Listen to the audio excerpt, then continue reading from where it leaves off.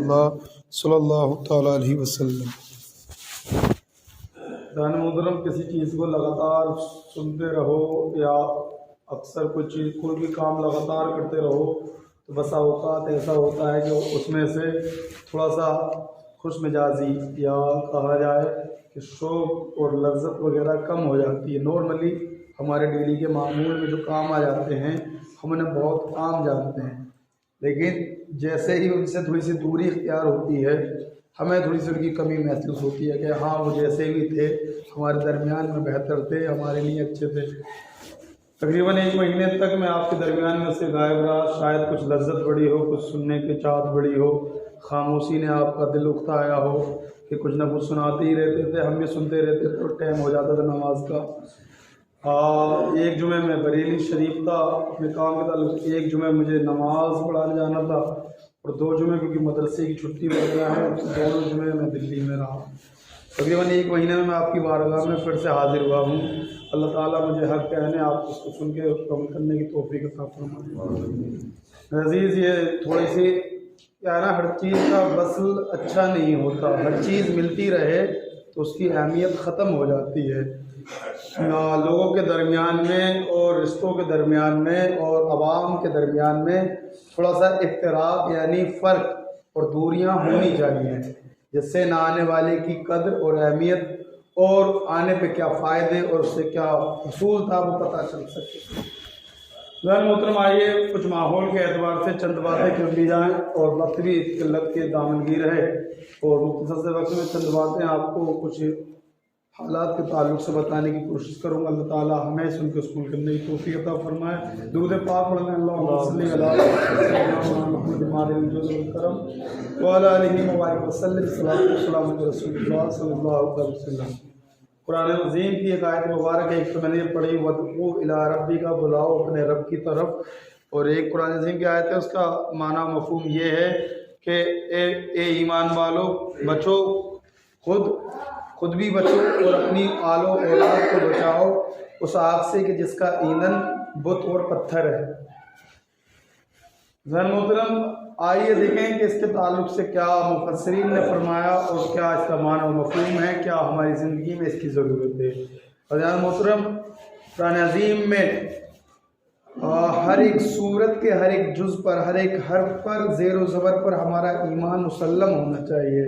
جہاں ہم نے اس میں فرق پیدا کرا، جہاں ہم نے اس کے دوسرے معنی وغیرہ نکالے تو ہمارے ایمان کی رخصتی کوئی نہیں روک سکتا۔ میرے عزیز، آپ جانیں کہ ایک چیز ہوتی ہے کہ ہم لا علم ہیں، ہم جانتے نہیں، لیکن ایک چیز ہوتی ہے کہ ہم نے جان بھی لیا اور اس کے بعد عمل نہیں کر رہے اور اس کو مان نہیں رہے، تو ہم سے بڑا گناہ گار بھی کوئی نہیں۔ قرآن مبین کہتا ہے کہ ایمان والو، بچو خود اور اپنی اولاد، اپنے آپ کو بچاؤ، اپنی آل و اولاد کو بچاؤ، اپنے اہل کو بچاؤ اس آگ سے کہ جس کا ایندھن بت اور پتھر ہے۔ میرے عزیز، کس چیز کے تعلق سے؟ یہ جہنم کے تعلق سے کہا گیا ہے۔ آئیے دیکھیں کہ کیوں کہا گیا۔ کہ آپ جانیں کہ اسلامی معاشرہ، اسلامی زندگی کا سب سے پہلا پہلو انسان کے اپنے گھر سے شروع ہوتا ہے۔ بزرگوں نے کہا ہے کہ سب سے بڑی درسگاہ ایک ماں کی گود ہوتی ہے۔ جو وہاں پر دین پالے گا پوری زندگی دین کے ماحول میں رہے گا، اور جو وہاں پر گانے اور دنیا بھر کے خرافاتیں پائے گا پوری زندگی انہیں میں دبا رہے گا۔ اب ضرورت اس بات کی ہے کہ ہمیں وہ درسگاہیں آج میسر نہیں ہیں جو غوث اعظم کے لیے ملی تھی، جو خواجہ غریب نواز کے لیے ملی تھی، حضرت قطب الدین بختیاری کاکی یا اولیاء بدائیوں وغیرہ ہمارے اکابر کے لیے ان کی درسگاہیں ملی کہ ان کی والدہ وغیرہ 14 پارے حفظ مطلب اپنے ڈیلی کے معمول میں پڑھتی تھی، جس کی بنا پر ان کے جو بچے تولد ہوتے تھے، جو ان کے یہاں پر جنہوں نے اللہ کی ولادتیں ہوئی ہیں، تو وہ اتنے پاروں کے مکمل حافظ قرآن کہہ رہے ہیں، باقی کا انہوں نے بعد میں آگے کی پڑھائی مکمل کری ہے۔ میرے عزیز، لیکن آج ہمارا ماحول کیا ہے؟ آپ بہتر جانتے ہیں، دین سے دوری جہاں ابا کو ہے، ابا سے 4 قدم اماں کو ہے۔ جہاں ابا جمعے کی 2 رکعت پڑھنے جاتے ہیں، اماں ان سے بھی آ گئے کہ ظہر کی صرف 4 پڑھ کے اور آرام سے اگلے دن پڑھتی ہیں۔ ہونا تھوڑا سا معمول یہ ہے زندگی کا کہ گھر کا ماحول ایک گاڑی کی طرح ہوتا ہے کہ دونوں پہیے اگر صحیح چلیں گے، چاروں پہیے، تو گاڑی صحیح چلے گی۔ اگر ایک بھی خراب ہوا تو پوروں کا پوری گاڑی رک کے کھڑی ہو جائے گی۔ ایک گھریلو زندگی کو آپ اس طریقے سے سمجھیں کہ یہ دونوں پہیے کیا ہیں، یہ میاں اور بیوی کی زندگی ہے. اب ان کے درمیان میں جو کچھ بھی ہے، سواری وغیرہ یا کچھ بھی مال وغیرہ، سب کچھ یہ آپ کی آل اولاد ہے. اگر آپ کی طرز اور آپ کا عمل دونوں کا دین کے مطابق ہوگا تو آپ کی اولاد کی منزل جنت ہے. اور اگر آپ کا عمل اور آپ کا طرز عمل کفار و مشرکین کی طریقے پہ ہوگا تو وہی قرآن عظیم کی آیت کہ جس کے تعلق رب تعالیٰ نے فرمایا کہ بچاؤ اپنے آپ کو اور اپنی آل و اولاد کو اس آگ سے کہ جس کا ایندھن بطور پتھر ہے. تو ہمارا ٹھکانہ کیا ہوگا؟ یہ جو کہ اہل ہیں، جو کہ ذمہ دار ہیں، ان کا ٹھکانہ بھی جہنم ہوگا اور ان کی آل و اولاد کا ٹھکانہ بھی جہنم ہوگا. میرے عزیز قرآن حضور پاک صلی اللہ علیہ وسلم نے ارشاد فرمایا کہ اولاد کے تعلق سے بھی سوال کرا جائے گا کہ اولاد کی جو آپ پر ذمہ داریاں دی گئی تھیں، کچھ حقوق اولاد کے دیے جاتے ہیں جس میں تعلیم و تربیت سب سے اہم چیز ہوتی ہے. آپ نے اپنی اولاد کی تعلیم و تربیت کیا کری؟ آپ نے کیا اچھے سے اچھے کھلانے کو تعلیم و تربیت کا نام دے دیا؟ کیا آپ نے دوسرے لوگوں سے بڑھ کر اچھا پہنانے کا نام تعلیم و تربیت دے دیا ہے؟ یا جو کچھ آج کے معمول میں ہے کہ اچھے ہائی اسکول اور ویل کوالیفائڈ اسکول میں پڑھائیں تو اس کا نام تعلیم و تربیت دے دیا ہے. اگر ان اسکولوں میں پڑھانے سے اگر ہماری نظریے تعلیم و تربیت ہوتی تو آج کے وقت میں یہ اتنی برائیاں نہیں پھیلتی. قرآن عظیم میں تعلیم و تربیت اسی کو کہا گیا ہے. ہمارے دین نے تعلیم و تربیت اسے کہا ہے کہ مکمل ایک مسلمان بن کے دکھا دے، جس کی ہر ایک زندگی، جس کا ہر ایک طریقہ، ہر ایک ادا حضور صلی اللہ علیہ وسلم کی ادا سے مل کر چلے، جو اپنے ہر ایک قدم پر سنت مصطفیٰ صلی اللہ علیہ وسلم اللہ کے فرامین کو عین جانے اور اپنی زندگی کو ان کے مقابلے دینا تو پسند کرے لیکن مصطفیٰ سے بغاوت کرنا پسند نہ کرے. یہ حقیقی معنی میں تعلیم و تربیت ہے. لیکن حال کیا ہے کہ ابا حضور کا معمول خود یہ ہے کہ ان سے دین کی دوری اتنی دور ہے کہ علم کے تعلق سے انہیں غسل کے فرض ابا حضور کو خود نہیں پتا تو بیٹے کے لیے کیا بتائیں گے. ماں کا معاملہ بھی کچھ اسی طریقے سے. اب ہوتا کیا ہے کہ جہاں اولاد پرورش کرتی ہے تو ان کے حالات پہ چھوڑ دیا جاتا ہے. کچھ عقل و شعور آتا ہے تو زمانے کی رفتار کے مطابق کہ ہمارے یہاں پر 95% مسلم آبادی اپنے اولاد کے لیے، اپنے بچوں کے لیے اسکولز وغیرہ کی تعلیم دلاتی ہے تو اسی روش پر، اسی انداز پر اور اسی طرز پر اپنے بچوں کے لیے انہی اداروں کی طرف بھیج دیا جاتا ہے. بھیجنا غلط نہیں ہے لیکن بھیجنے سے پہلے اتنا تو بنا دیں کہ کم سے کم اپنی زندگی میں اسلام کے طریقے سے جینا سیکھ جائے. اسے پتا ہو کہ نماز کسے کہتے ہیں، اسے پتا ہو کہ روزہ وغیرہ اور دین کسے کہتے ہیں، اسلام کسے کہتے ہیں، رسول اللہ کی عزت کس کا نام ہے. میرے عزیز لیکن ہوتا کیا ہے کہ 95% کی روش کیا ہے کہ ہمارے بچے جہاں 3-4 سال کے ہوئے ہم نے ان کا داخلہ اسکول وغیرہ میں کرا دیا. غلط بات نہیں ہے، کرانا چاہیے. اسلام کسی تعلیم کو منع نہیں کرتا ہے، کسی چیز کو پڑھنے سے منع نہیں کرتا ہے. قرآن مبین کی سب سے پہلی آیت اقرا ہے کہ پڑھو، یعنی کہ اسلام نے خود کہا. یہ کسی محقق نے، ایک عیسائی نے کہا تھا صرف اسلام وہ مذہب ہے کہ جس نے اپنے دین کی شروعات ہی پڑھنے سے کری ہے، جس نے اپنے دین کی شروعات ہی پڑھنے سے کری ہے. لیکن عالم کیا ہے کہ ایک اندھی روش جو چل رہی ہے کہ سب کو ایک ہی طرف جانا ہے. اس کے باوجود نہ آپ کے یہاں پر کوئی ویل کوالیفائڈ ڈاکٹر ہے، نہ کوئی انجینئر ہے، نہ کوئی اچھے بزنس مین ہے. اب سب کی روش اسی جانب ہے کہ ہمیں اسکول کی طرف جانا چاہیے. بالکل جائیں لیکن اپنے بچے کو ایک مسلمان کو بنا دیں. آپ کو کالج کی طرف بھیجنا اپنے بچے کو بالکل بھیجیں، اس کا حق ہے، لیکن اس کے لیے مسلمان کو بنا دیں. اچھا آپ بھیج رہے ہیں، ہم کب سے بھیج رہے ہیں؟ مان کے چلیں 1947 سے بھیج رہے ہیں، لیکن آج تک آپ نے کون سا ایسا نمونہ عمل تیار کر کے دیا؟ آپ نے ان اسکولوں میں اپنی اولاد کے لیے بھیجا. آپ کی اولاد کون سی ایسی ویل کوالیفائڈ ڈاکٹر بن کے آئی یا انجینئر بن کے آئی؟ کیونکہ جہاں پر کچھ معاملات سماجی طور پر ہیں، کچھ لوگوں کے معاملات ایسے ہیں کہ ہم کچھ کوالیفائڈ ہونے کے باوجود، ہم کامیاب ہونے کے باوجود بھی دوسروں کی نظر میں نہیں آتے. وہ کون لوگ ہیں؟ مان کے چلیں مسلمانوں میں اگر 10 ڈاکٹر ہیں تو 10 میں سے 3 ڈاکٹر وہ ہیں جنہیں کہ انہیں اگر آگے کے مقاموں پہ پڑھایا جاتا ہے گورنمنٹلی وغیرہ وغیرہ، اور 7 وہ ہوتے ہیں جو پڑھنے کے باوجود بھی اپنے پرائیویٹ معاملات میں الجھ کے رہ جاتے ہیں. میرا یہ مسئلہ کیا ہے کہ آپ نے اپنی اولاد کے لیے دنیاوی تعلیم دی، بالکل دینا چاہیے، آپ کا حق تھا. آپ نے تعلیم دیں اور آپ نے انہیں اچھی ایجوکیشن دی، بالکل دینا چاہیے، لیکن میرے عزیز سے کلمے کا مطلب بھی تو بتا دیتے، آپ اس کو غسل کا طریقہ بھی تو بتا دیتے، آپ اسے نماز ادا کرنے کا سلیقہ بھی تو سکھا دیتے، آپ اسے روزے رکھنے کا انداز بھی تو بتا دیتے۔ آپ سب کچھ کرتے، آپ نے اپنی اولاد کے لیے اپنے ہزاروں روپیہ خرچ کر دیا، آپ نے لاکھوں روپیہ خرچ کر دیا۔ قیامت کے دن آپ سے سوال نہیں ہوگا کہ آپ نے اپنی اولاد کے اوپر 1 کروڑ 2 کروڑ خرچ کرا، بلکہ یہ سوال ہوگا کہ آپ کا بچہ کیا 2 رکعت جمعے کی بھی نہ پڑھ سکا۔ میرے عزیز آج معاملہ کیا ہے، میں جو آپ کو یہ بتانا چاہ رہا ہوں اس کی وجہ میں آخری میں آپ کو بتاؤں گا اور اپنے وقت پہ ختم کر دوں گا۔ حالات اس قدر خراب ہے کہ دنیا کی روش کیا ہے کہ ہم نے اپنی اولاد کو اسی روش پر لے گئے، ہم نے کوئی دینی تعلیم وغیرہ کچھ نہیں۔ اب 100% کی آبادی میں 5% لوگ آج ایسے ہیں جو اپنی اولاد کو دینی ماحول دینا پسند کرتے ہیں، صرف 5%۔ اب آپ بتائیں کہ جس قوم کا حال یہ ہو، دوسری قوموں کو دیکھیں، چاہے کوئی بھی ہو، کوئی ہندو عیسائی وغیرہ، سب کے اپنے اسکول ہیں۔ آپ دیکھیں کہ ان کا کیا ہوتا ہے، کیندریہ ودیالیہ یا گروکل وغیرہ کے نام سے۔ اب عیسائیوں کیا ہوتے ہیں، سینٹ وغیرہ کے نام سے ان کے میری اسکول وغیرہ ہوتے ہیں، ان کے اپنے اسکول ہوتے ہیں۔ اس کی وجہ کیا ہوتی ہے کہ ان کے بچے جو ہوتے ہیں جہاں 3-4 سال کے ہوئے انہیں اسکول میں داخل کرا جاتا ہے، سب سے پہلی تعلیم ان کے اسکولوں میں جو انہیں دی جاتی ہے وہ ان کا دین اور مذہب سکھایا جاتا ہے۔ اور ہمارا معمول کیا ہوتا ہے کہ ہم نے کیا کرا، ہم نے اپنا پیسہ، مسلم قوم کا پیسہ، ایک صاحب کے مطابق 1 لاکھ کا پیسہ مسلم قوم پورے ہندوستان میں برباد کرتی ہے۔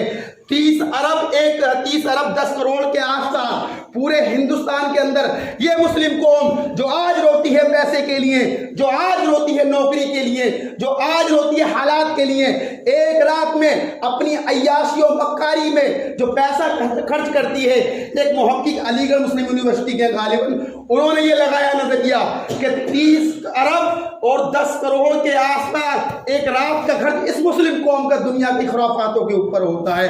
اب اگر یہ پیسہ بچ کر آپ کے ایسے ادارے بن جاتے جہاں پر آپ کو مذہبی تعلیم اور دنیاوی تعلیم دونوں یکجا دی جاتی، لیکن آپ کے یہاں پر کوئی ایسا نظریہ میسر نہیں ہے، کوئی ایسا ادارہ نہیں ہے، کوئی ایسا دینی تعلیم نہیں ہے، بلکہ جو آپ کے دینی تعلیمی ادارے کھڑے ہیں وہ آپ کی زکوٰۃ پہ کھڑے ہیں، وہ آپ کی امداد پہ کھڑے ہیں۔ زکوٰۃ کسے کہا جاتا ہے؟ آپ کا جو مال ہے پوری سال کا 1 لاکھ 2 لاکھ، اس کو حقیقی معنی میں جو مال کا میل ہوتا ہے، حقیقی معنی بزرگوں نے اسی کو زکوٰۃ کہا ہے۔ اب مجھے بتائیں کہ جس قوم کے ادارے قوم کے مال کے میل میں کھڑے ہوں، وہاں سے کون سے ایسے لوگ نکلیں گے جو انقلاب پیدا کر سکتے؟ آج قوم کا حال یہ ہے کہ اور اس کے باوجود عالم کیا کہ یہ مسجد، یہ مدرسہ، یہ کسی ایک کی جہانگیر نہیں ہے، بلکہ اللہ کا گھر ہے، رسول اللہ کا گھر ہے۔ اس کے باوجود عالم کیا ہے کہ آپ سے آپ کا مال نہیں مانگا جا رہا۔ قرآن مبین کہتا ہے، قرآن مبین کہتا ہے کہ خرچ کرو اس میں سے جو ہم نے تمہیں دیا۔ اس کے باوجود انسان کی جیب اس قدر تنگ ہوتی ہے دین کے لیے، اور اس کا دنیاوی معمول کیا کہ وہ انہوں نے بتایا 30 ارب 10 کروڑ جو اس کا ایک رات کا پیسہ خرچ ہوتا مسلم قوم کا۔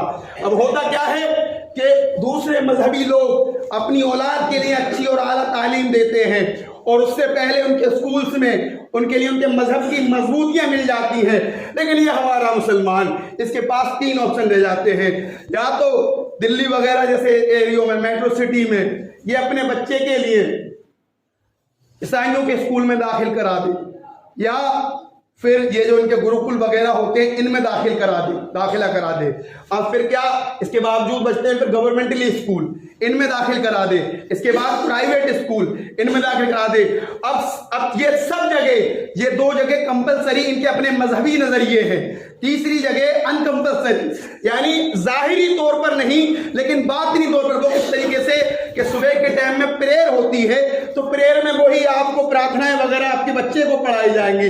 देखें इनके अब्बा इन्हें स्कूल तक छोड़ के आए हैं। इनके अब्बा सुबह के टाइम में ठंड में उठे थे और बाइक से चले थे और ठंडी हवाएं खा के बच्चे को छोड़कर आए हैं। क्या करके आए हैं? उन्हें छोड़ के आए हैं। वो प्रार्थना पढ़ रहे हैं, माशाअल्लाह वो पूजा कर रहे, पूजा के जो असार होते हैं उन्हें पढ़ रहे हैं। अब्बा का आलम यह है कि खुद फजर नहीं पढ़ते और औलाद के लिए आला तालीम के नाम पर दूसरों की मुश्रिकाना दुआएं पढ़वाते।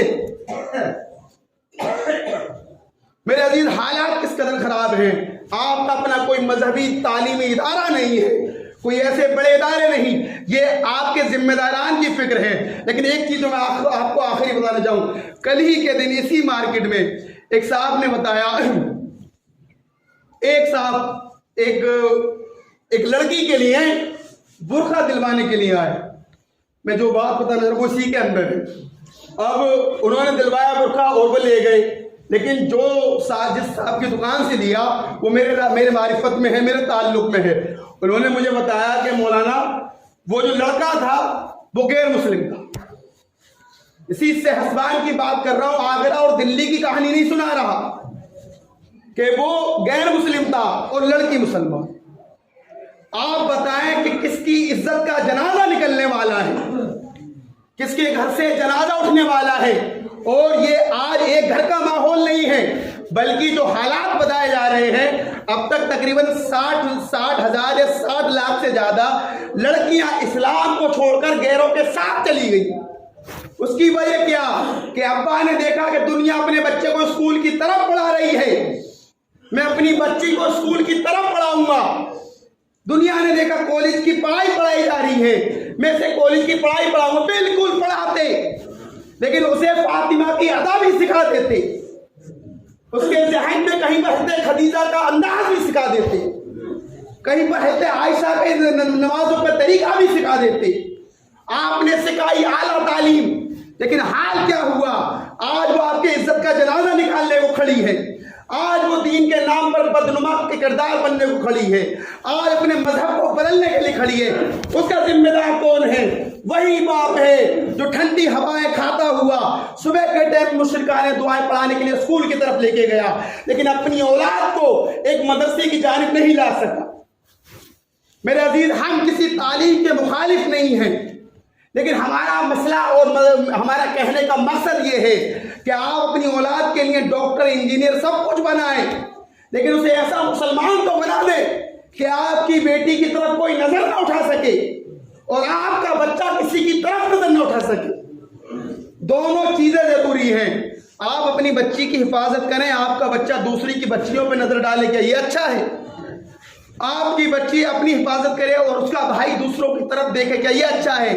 मुसलमान ने तो एक मुसलमान दूसरे मुसलमान का भाई है, बिल्कुल इसी तरीके से एक मुसलमान की बहन दूसरे मुसलमान की सगी बहन की बराबर है। लेकिन हमारा आलम यह है कि हम इन बातों को कहाँ समझते हैं, लफ्जी बातें हैं, लेकिन हकीकी मानों में जब हम जान लेंगे तो हम इज्जतों के मुहाफिज बनेंगे, अपने घर की इज्जत के, अपने मोहल्ले के, अपने मुआशरे के, अपने इस्लाम की इज्जत के मुहाफिज बनेंगे। लेकिन आज आलम ये है, देखें इसी से असवार की सरजमीन पर ऐसी चीज़ें पाई जा रही हैं, उसके बावजूद हमारी तालीमी रफ्तार क्या है, हमारे हालात क्या हैं, वो आप अपने ताल्लुक से बेहतर जानते हैं कि आपने अपनी औलाद के लिए कितनी तालीम दी, आपने अपनी बेटी को फातिमा का किरदार कितना बताया, आपने बुजुर्गान दीन का किरदार अपनी औलाद के लिए कितना बताया। अल्लाह ताला हमें इन बातों पर अमल करने की तौफीक अता फरमाए और हमें हर बुराई से बचने की तौफीक अता फरमाए। वो